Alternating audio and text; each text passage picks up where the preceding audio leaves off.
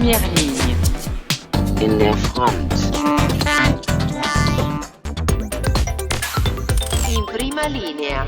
Hi, and welcome to this episode of In the Frontline with your future navigator, Karl McFaul, standing here in San Francisco, Silicon Valley, at the SOCAP 16 conference. This is the world's leading conference on social enterprise, impact investing, and societal innovation by bridging money and meaning. Two other billionaires tell us that we had to leave the room. This was not a concept.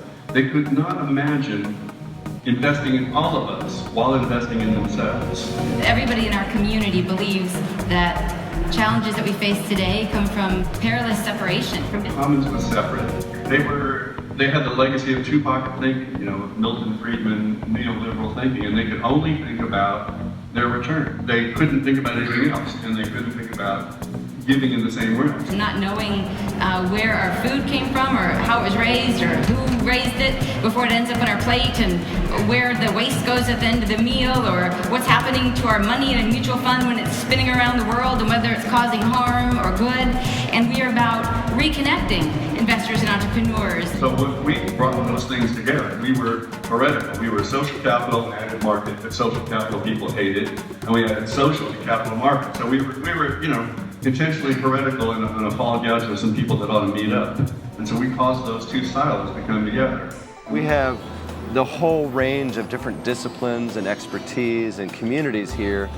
Everyone from indigenous farmers from Africa to, family offices and Omidyar and foundations and Goldman Sachs. We have everybody and everyone in between. It's a very broad community. I think we have over 2,500 people here. And the conversations that happen are always, very, very oriented toward how are we going to solve this together in a spirit of collective inquiry.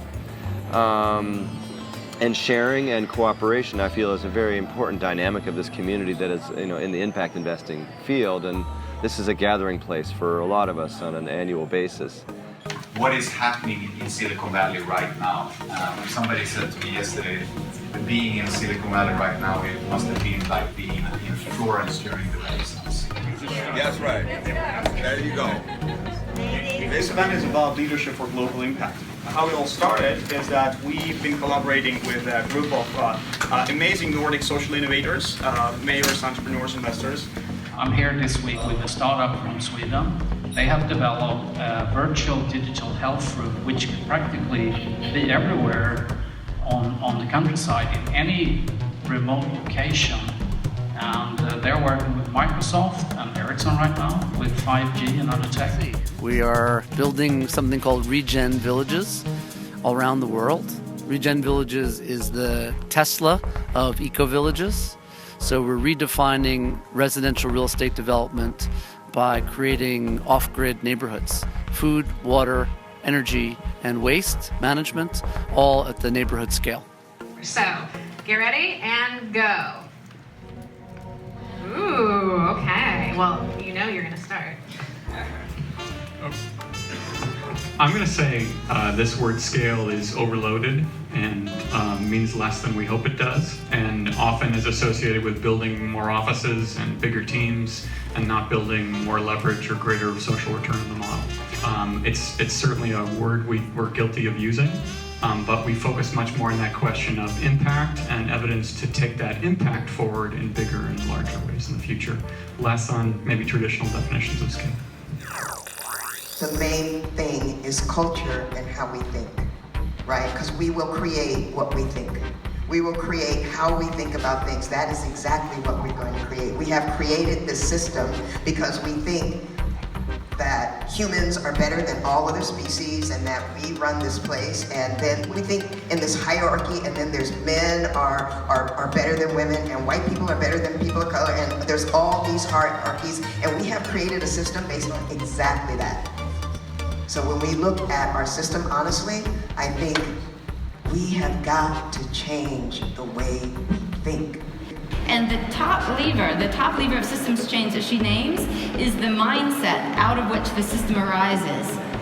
Because we then will design a system that supports that mindset about what we believe about who we are and about what's fair.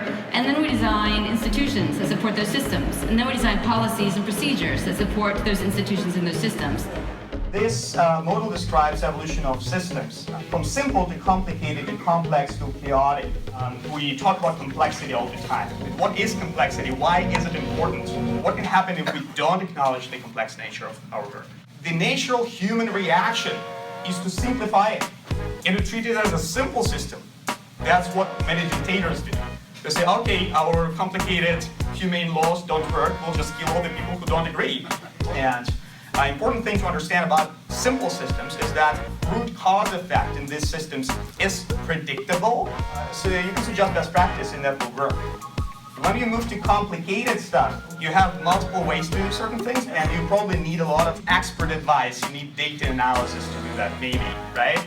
But root cause effect is still predictable. So like, build an airplane is a complicated task, it's not simple. But still, you know that you apply science, you apply this expertise, and you will get the result. But when you move to the complexity area, that becomes really different. Because root cause effect is not predictable by nature. It may be because of the too many factors, like financial markets, for example. And most of our social systems are complex. And the problem with social systems that are complex is that we cannot just go to an expert or to the person at the top. The first productive thing to do here is to acknowledge that nobody, no single person can have the right answer.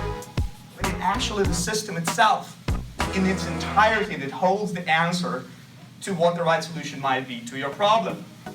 And how to get this answer from the system? You identify key stakeholders and engage those stakeholders in creating the solution.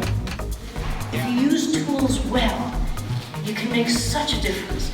And so again, 30 years on Wall Street, I ran the largest sell-side global research organization in the world at UBS. And I had hundreds and hundreds of analysts and strategists and economists telling me that they know everything about everything. And I would call them into my office and say, I care more about what you don't know than about what you know. Because if you tell me you have all the answers, I will guarantee that you're either lying or you're stupid. Get out of my office. Humanity's chosen a predominance toward fear and divisiveness and scarcity when we have the capacity to create and love and share. So, how do we bring these feelings of collective intelligence, sharing, community, empathy, concern to the worlds of finance and economics and solving the problems of the world? The mindset that is the status quo is holding on dearly because a wave is coming. It's coming up on the sand, and they're holding on for life. I do believe that the wave is going to come and wash away all the madness, and we will have the world that we really want. So yes, ultimately, I have a lot of hope.